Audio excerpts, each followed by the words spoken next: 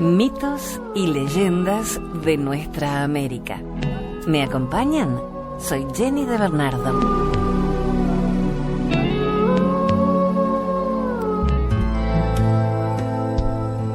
Belleza del mundo. Había una vez un viejo y una vieja que tenían una hija tan hermosa que la llamaban Belleza del mundo. La vieja era adivina y hechicera. Un príncipe que andaba de viaje llegó un día a la casa y al conocer y tratar a Belleza del mundo quedó prendado de la niña y la pidió a los padres para casarse con ella. Los padres se opusieron porque preferían dedicarla a las artes de la madre. Pero como la niña quería también al príncipe, que era virtuoso y valiente, tuvieron que consentir. El día de la boda, Belleza del mundo dijo al príncipe que sus padres pensaban matarlos esa noche y que solo se salvarían huyendo. Se pusieron de acuerdo para la fuga. A la hora de dormir, se fueron a su alcoba y fingieron acostarse.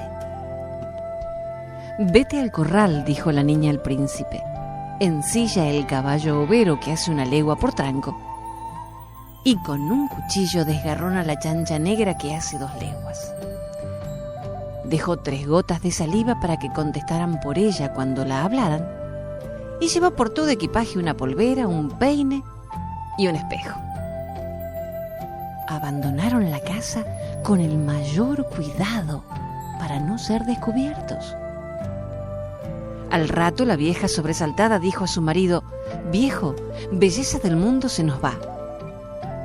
«¿Cómo crees que puede irse sin que la veamos?», contestó él. «Llámala».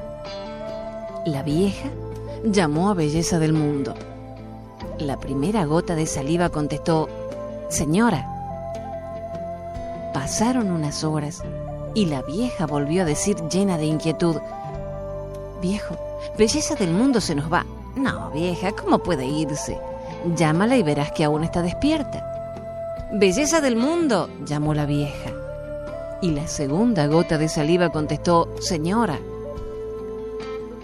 Se quedaron tranquilos nuevamente, pero al amanecer la vieja desesperada volvió a decir: «Viejo, estoy segura de que Belleza del mundo se nos va».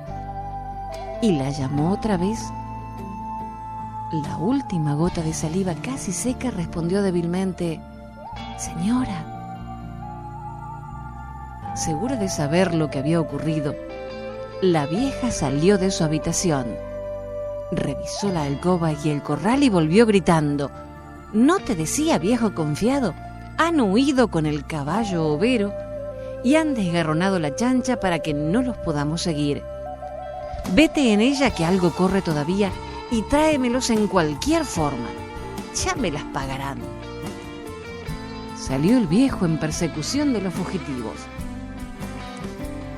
Los jóvenes habían recorrido buena parte del camino cuando Belleza del mundo dijo a su compañero: «¿Ves aquella nubecita de polvo? Es mi padre que nos persigue. Cuando nos alcance, haremos del caballo una planta. Yo me convertiré en una flor y tú en un picaflor. Si mi padre quiere cortar la flor, pícale un ojo a la chancha y no la dejes arrimarse». Cuando llegó el viejo, al ver aquella flor tan preciosa, quiso cortarla. Pero el picaflor dio un picotazo en un ojo a la chancha, que corcoveó y no quiso seguir. El viejo tuvo que volverse. Cuando el viejo contó a la vieja lo que había pasado, ella le dijo: «Qué poco vivo eres. La planta era el caballo, la flor Belleza del mundo y el picaflor el joven. Vuelve a seguirlos. De cualquier modo me los tienes que traer. Cuida que no te engañen otra vez». El viejo partió nuevamente.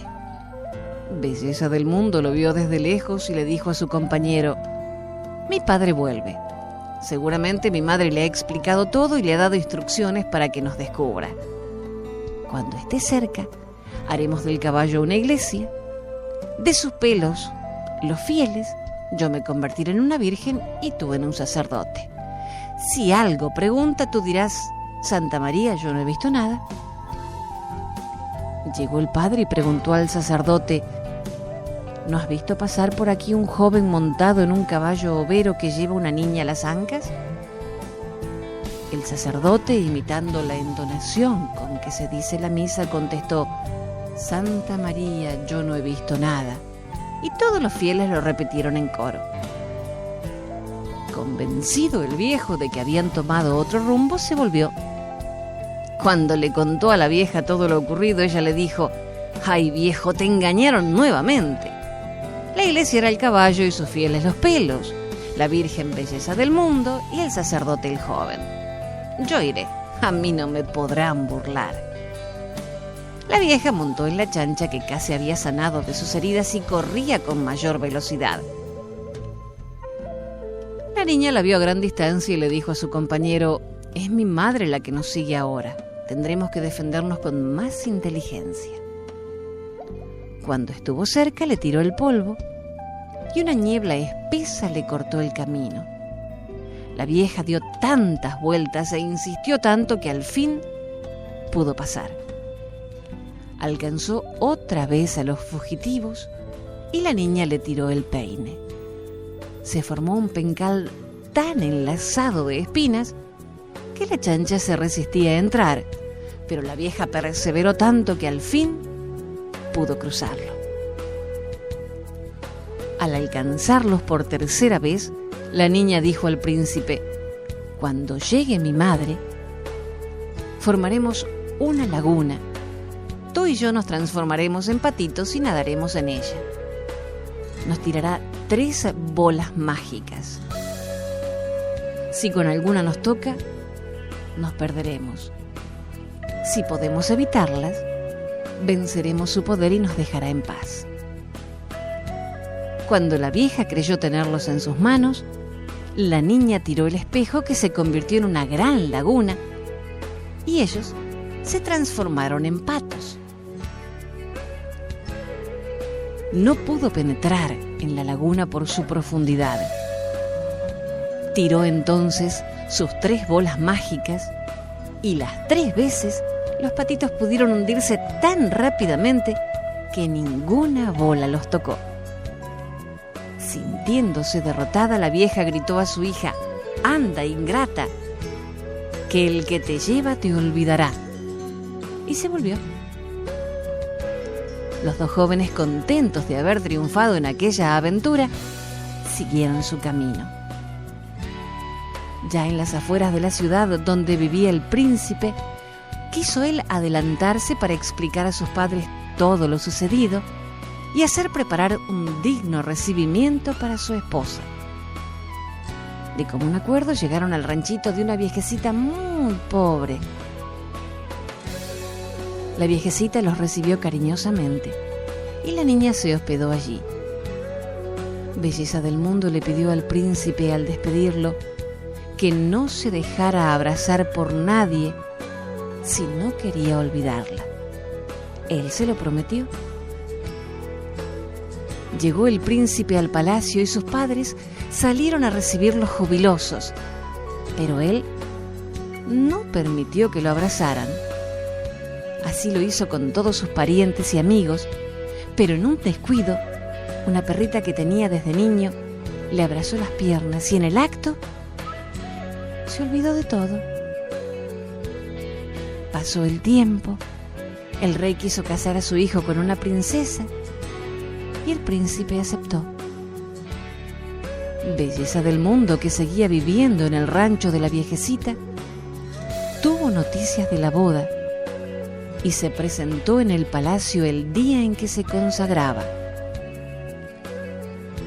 Rogó que la dejaran hacer unas pruebas para entretener a la concurrencia con una gallinita y un gallito que hablaban. Se le dio permiso.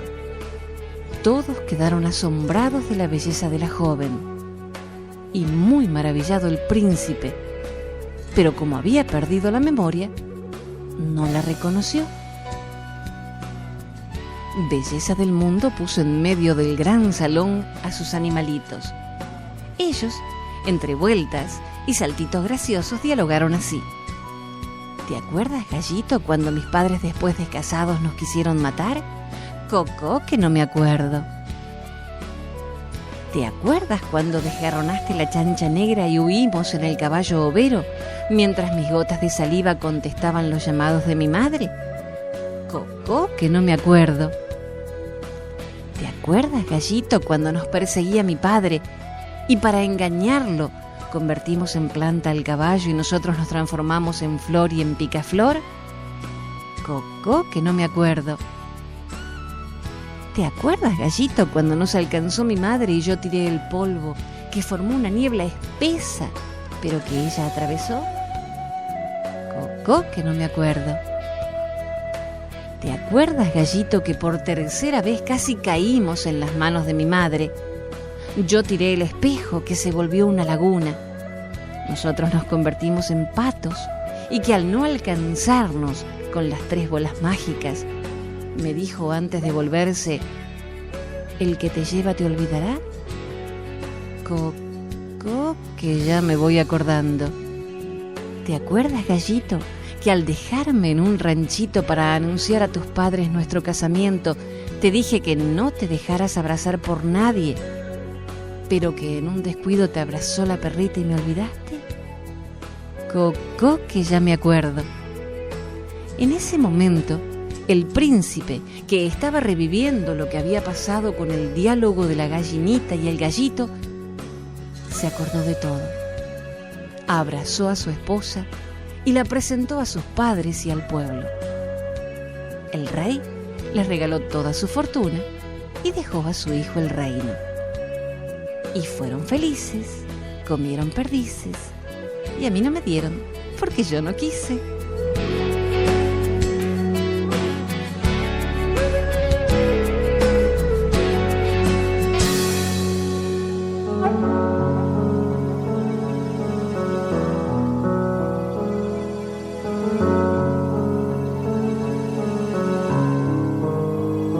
El pequeño Latchich y la ballena, una leyenda yámana. Esto pasó hace tanto, antes de que nacieran nuestros abuelos. En ese entonces había un hombre llamado Latchich, que era muy bajito, muy menudito, pero muy fuerte, ágil y valiente. Además, era famoso por los arpones que sabía hacer. Tan bien terminados estaban. Eran los mejores para cazar los animales del mar. Una vez, unas mujeres y unos chicos estaban en la costa buscando mejillones cuando vieron que se acercaba a la orilla una ballena enorme.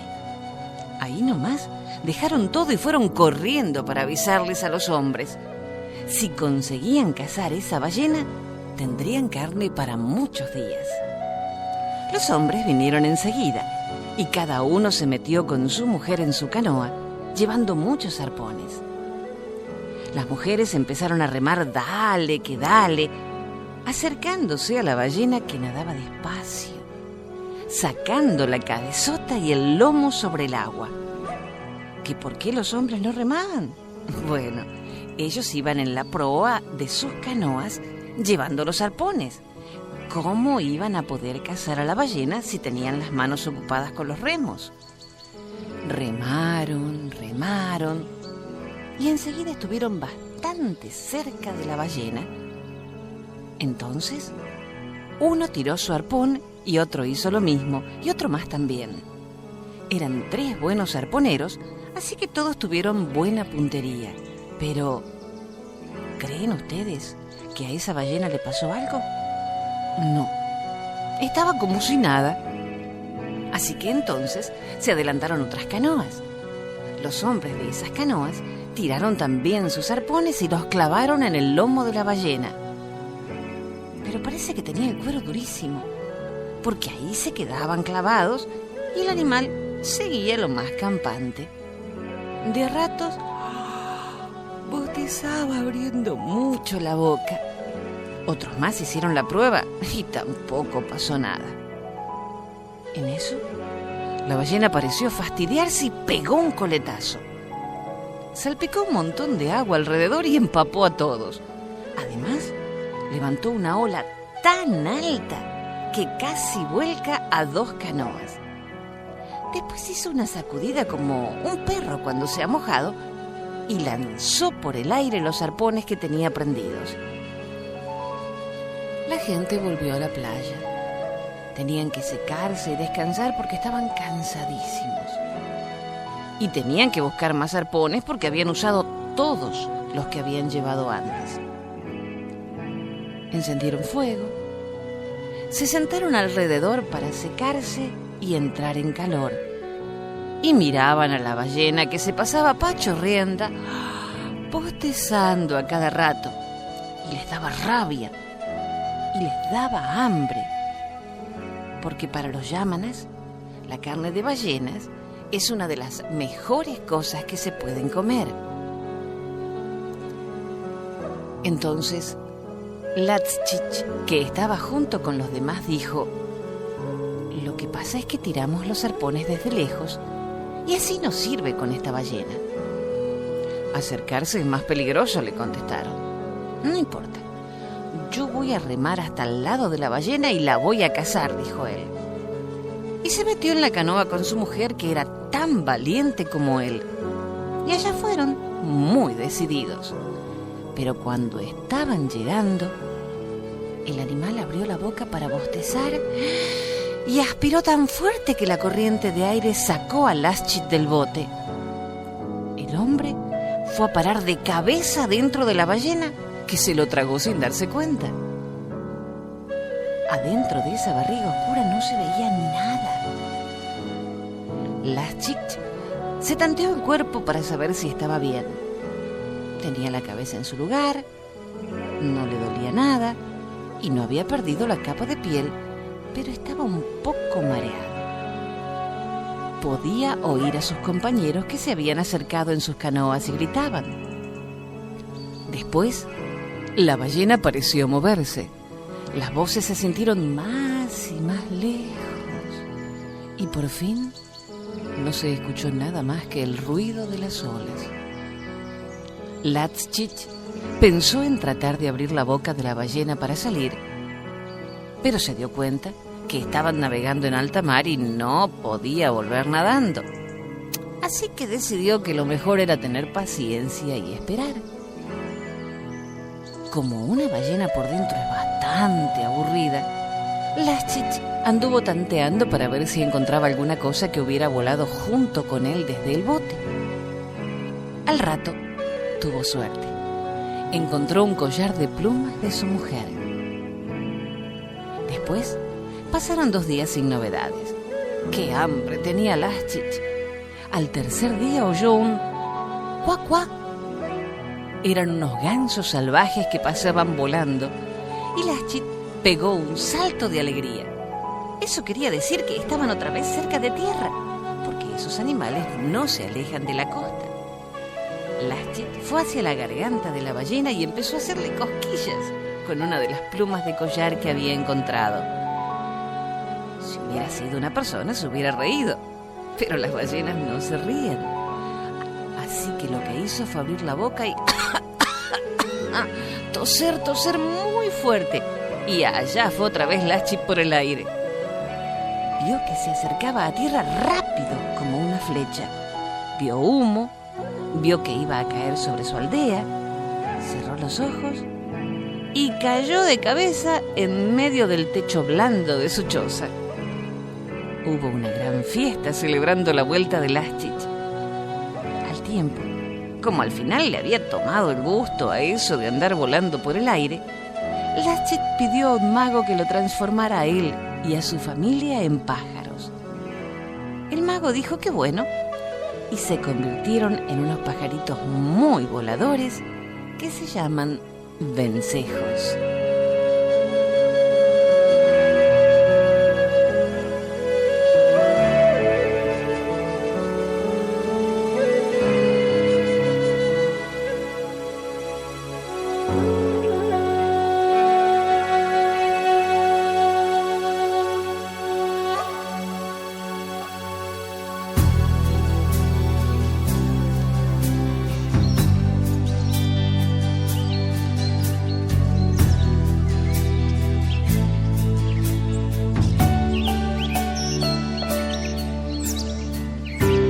El dueño del fuego, una leyenda indígena venezolana.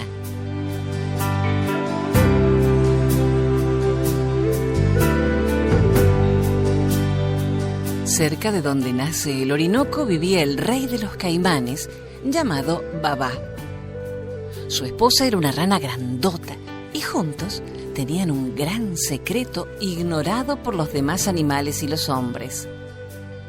Estaba guardado en la garganta del caimán Babá. La pareja se metía en una cueva y amenazaban con la pérdida de la vida a quien osara entrar, pues decían que dentro había un Dios que todo lo devora y solo ellos, reyes del agua, podían pasar. Un día, la perdiz, apurada en hacer su nido, entró distraída en la cueva. Buscando pajuelas encontró hojas y orugas chamuscadas, como si el fuego del cielo hubiera estado por ahí. Probó las orugas tostadas y le supieron mejor que cuando las comía crudas. Se fue aleteando a ras del suelo para contarle todo a Tucucito, el colibrí de plumas rojas. Al rato llegó el pájaro Bobo y entre los tres urdieron un plan para averiguar cómo hacían la rana y el caimán para cocer tan ricas orugas. Bobo se escondió dentro de la caverna, aprovechando su oscuro plumaje. La rana soltó las orugas que traía en la boca al tiempo que Babá abría la suya, que era tremenda, dejando salir unas lenguas rojas y brillantes. La pareja comía las orugas sin percatarse de Bobo, tras lo cual se durmieron satisfechos. Entonces, Bobo salió corriendo para contarle a sus amigos lo que había visto. Al día siguiente, se pusieron a maquinar cómo arrebatarle el fuego al caimán sin quemarse ni ser la comida de los reyes del agua. Tendría que ser cuando éste abriera la tarasca para reír. En la tarde, cuando todos los animales estaban bebiendo y charlando junto al río, Bobo y la perdiz colorada hicieron piruetas haciendo reír a todos, menos a Babá. Bobo tomó una pelota de barro y la aventó dentro de la boca de la rana, que de la risa pasó a la toro. En el momento en que el caimán vio los apuros que pasaba la rana, soltó la carcajada. Tucucito, que observaba desde el aire, se lanzó en picada, robando el fuego con la punta de las alas. Elevándose, rozó las ramas secas de un enorme árbol que ardió de inmediato. El rey caimán exclamó que si bien se habían robado el fuego, otros lo aprovecharían y otros animales arderían, pero Babá y la rana vivirían como inmortales donde nace el río. Dicho esto, se sumergieron en el agua y desaparecieron para siempre. Las tres aves celebraron el robo del fuego, pero ningún animal supo aprovecharlo. Los hombres que vivían junto al Orinoco se apoderaron de las brasas que ardieron durante muchos días en la sequedad del bosque. Aprendieron a cocinar los alimentos y a conversar durante las noches alrededor de las fogatas. Tucucito, el pájaro Bobo y la perdiz colorada se convirtieron en sus animales protectores por haberles regalado el don del fuego.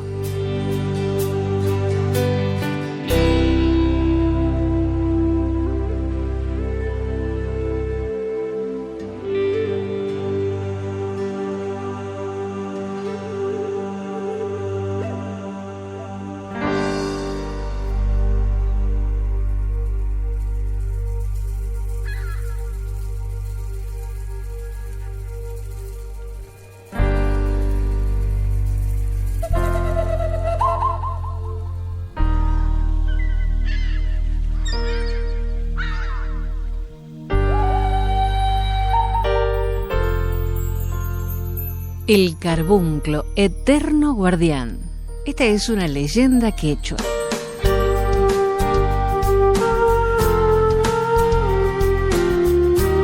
Cuenta la leyenda que los Andes aún esconden el tesoro que los españoles no pudieron robarles a los incas. Desde la cumbre de la Concagua hasta la última de las montañas está mimetizado. Por nadie se dejará ver. Es fiel a los quechuas, que huyendo de la tiranía se dispersaron. La cordillera no tiene apuro. Los espera para entregarles el oro y la plata que le fueron robados por los conquistadores. Los dioses incas han dejado instrucciones. El carbunclo, obediente, espera quieto y silencioso, pero con los ojos puestos en toda la línea del horizonte y en las cavernas de los abismos, porque nunca debe cerrar los ojos. Le han encomendado que vigile si regresan los que fueron humillados y masacrados por la codicia. Cuando un lugareño de las montañas acompaña a algún viajero, debe advertirle sobre la posible presencia del carbunclo, porque el pánico del extranjero al vislumbrar ese extraño resplandor que mete miedo en los huesos y en la lengua es tal que deben volver al rancho a tomar un brebaje para los nervios. Ese resplandor que estalla en rojos, amarillos y azules plateados suele verse muy bien en noches sin luna. Inevitablemente, los viajeros sienten interés por el tesoro a cargo de ese ser extraordinario. Hay quien dice que, en verdad, el carbunclo es un quechua enmascarado por los dioses que esconde en alguna caverna de la cordillera la fortuna deslumbrante. Los que lo han visto aseguran que el carbunclo es pequeño. Tiene el tamaño y la forma de una tortuguita y su caparazón está cubierta de piedras preciosas que desconocen los mortales. Sus huesos son de oro y plata y su sangre de fuego. Es por eso que durante las noches debe salir a beber agua fresca de las cascadas y manantiales de los cerros para aplacar la sed que le causan las llamaradas en sus venas, hechas con hilo de cobre sagrado. La codicia de los conquistadores no logró arrebatar todo. Los dioses se negaron a entregar los más ricos tesoros, porque sabe que un día servirán para devolver la felicidad a los descendientes de todos los indígenas que fueron humillados y muertos. Dicen que el carbunclo no es de andar de día. Cuando sale el sol, se apresura a refugiarse en las grutas, que es muy bondadoso y puede a simple vista ver el alma de los hombres. Por eso, a los que tienen buen corazón, les hace descubrir vetas de oro. Cuenta una leyenda que una vez un conquistador quiso engañarlo y le preparó una emboscada. Su objetivo era quitarle todo para luego asesinarlo. Muy lejos al de la riqueza fue el destino del hombre. El carbunclo, al saberse amenazado, no dudó. Lo fulminó con el resplandor de las piedras preciosas. El resultado de la codicia fue la ceguera. El español, ciego, mientras huía, trastabilló y terminó en un hoyo colmado de ratas hambrientas que lo devoraron.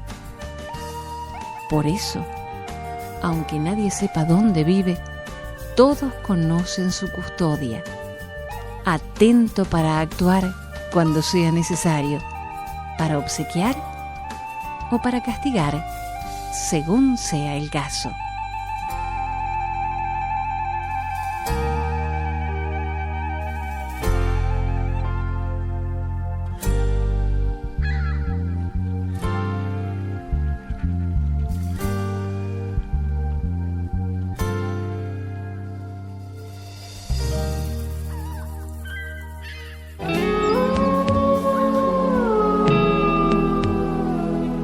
Hasta el próximo relato. Soy Jenny de Bernardo.